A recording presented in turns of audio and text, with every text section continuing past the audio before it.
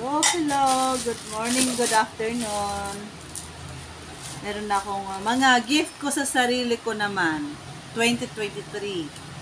Ayan, ang gift ko sa sarili ko ay tagal na akong nag-conditioner ng aking buhok. Gawa na pag nagko-conditioner ako.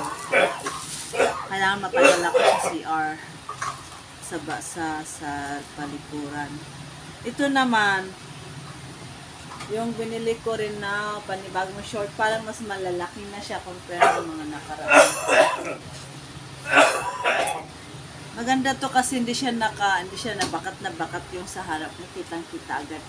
Ito, pag sinuot mo siya, parang nakaganon siya, parang nakapalda, ganun. So, iba-iba na rin ngayon yung mga style ng mga shorts. More on mga hindi na nakabakat dun sa... So, meron na siyang cover, oh. Diba pag ganyan, kitang-kita yung bakat ng sa harap nating girls, mga babae. Kaya meron na siyang ganyan. Yan.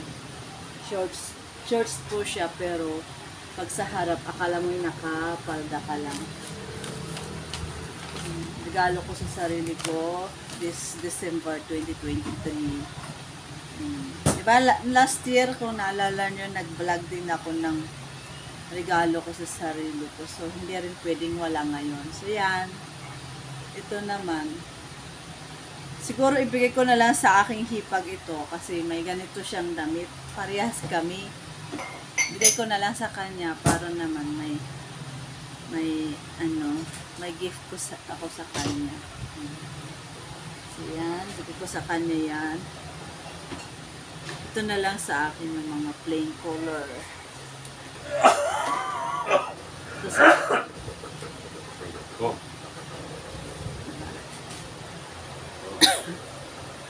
Yan. Para naman mayroon akong gift sa sarili. Ano yun? Anong ingay yun? Tapos ito ay shorts din po siya. Sana kasya to sa akin. Yan, sa likod, nakikita mo shorts talaga. Sa harap, palda. Yan ang mga uso ngayon. Yan. So, meron akong tatlong shorts, dalawang t-shirts.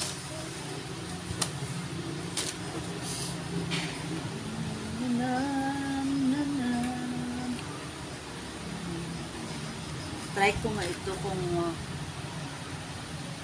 ganda ang fitting niya sa akin. Hindi ko pa kasi ito sinukat. Para malaman. Kung hindi maluwag,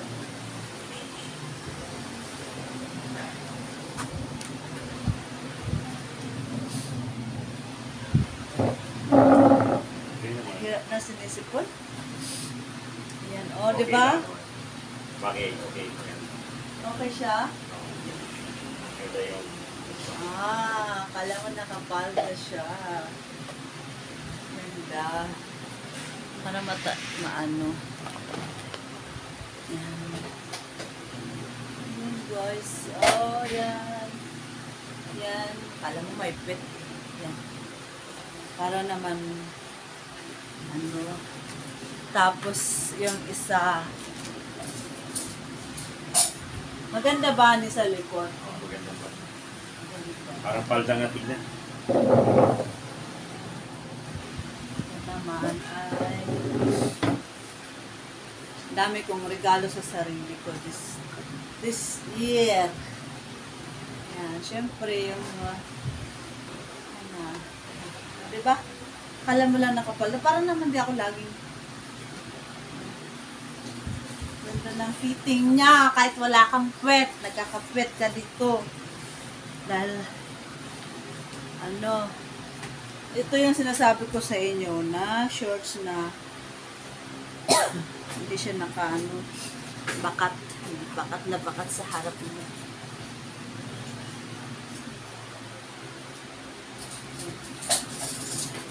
Diba? Hindi siya bakat. Ang ganda.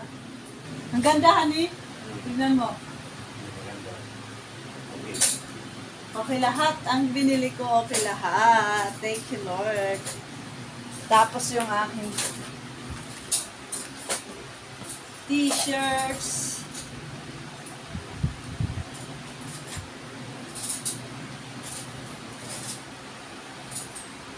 Monday, ito ano lang siya, 150. Murang-mura.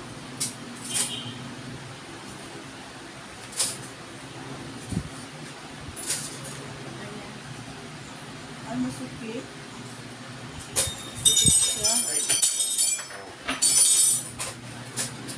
Ganito po yung ano niya. Ganyan po.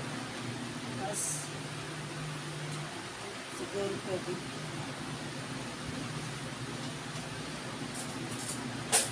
Kahit ganyan na lang. Kanina natatawa ako nung bumili ako nito. Ito lang yung ipipila ko. Ang daming pila.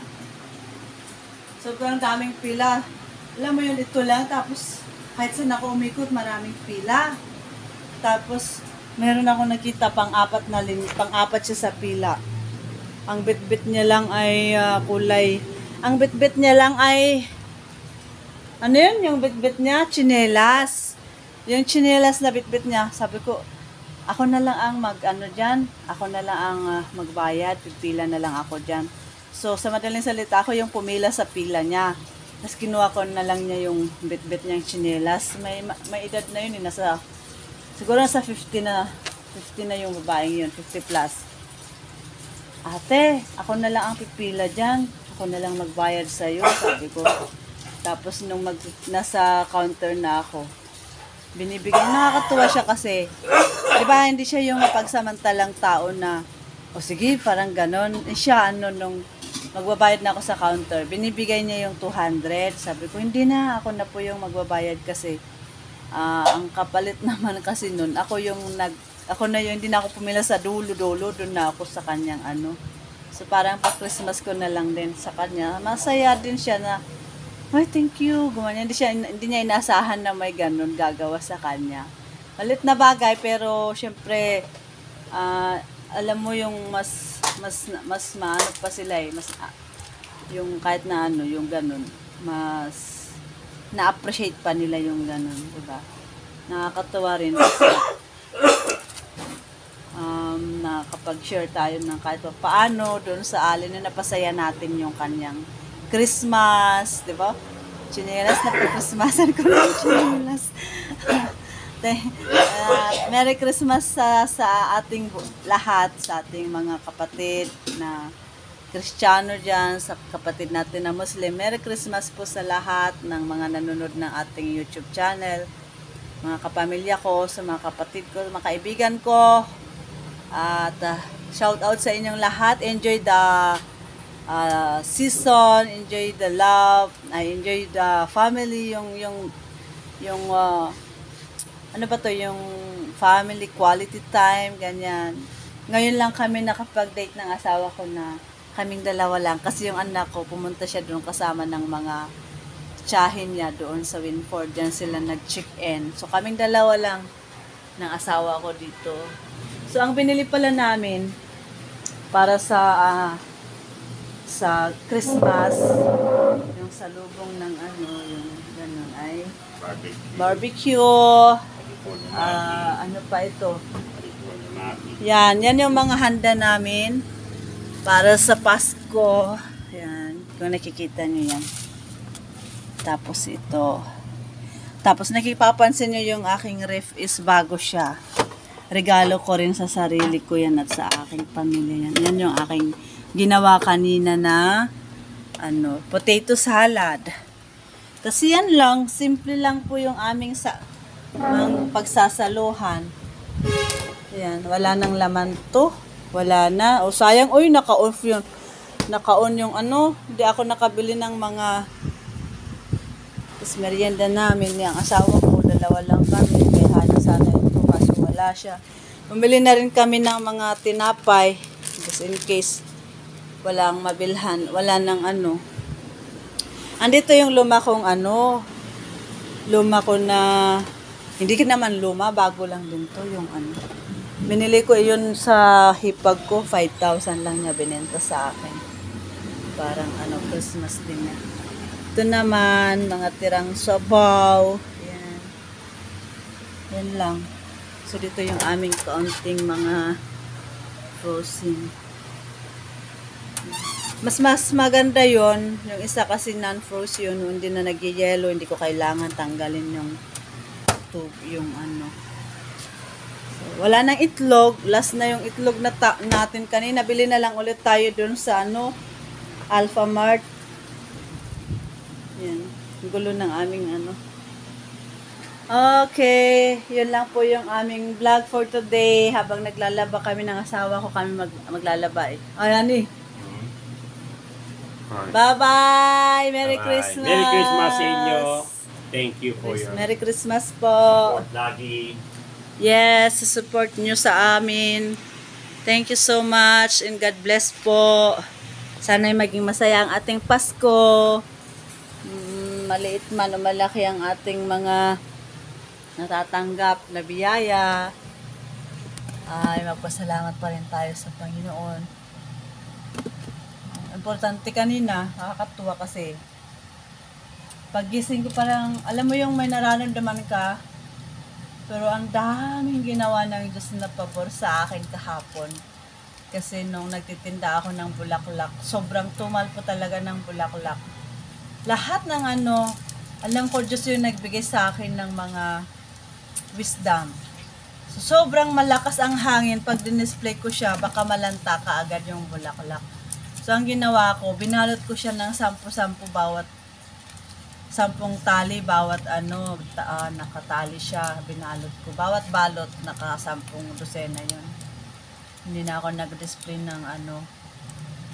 Tapos, pabor ng Diyos talaga yun. Binigyan niya ako ng idea. Lord, sabi ko, bigyan mo ako ng idea kasi alangan naman mag-Christmas, nandito pa ako sa pwesto.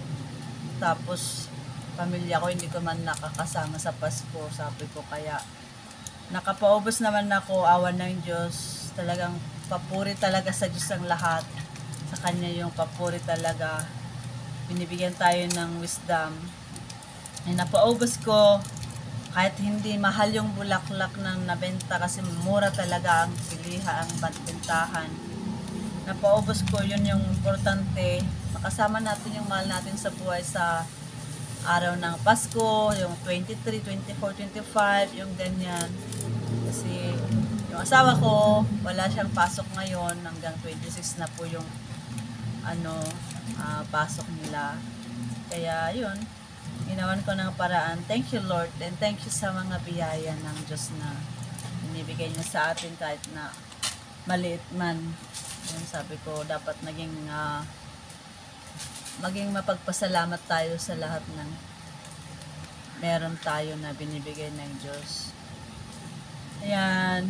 Ayan, Merry Christmas sa ating lahat at mabuhay at Happy New Year din po sa inyong lahat. Lalo na sa mga nasa ibang bansa na mga kapwa natin Pilipino na malayo sa pamilya nila.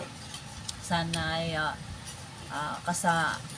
yung mag-enjoy pa rin kayo sa inyong mga Pasko at maging success lahat ang bawat isa sa atin. And God bless po. Bye-bye. Bye-bye po. Merry Christmas again. Bye-bye.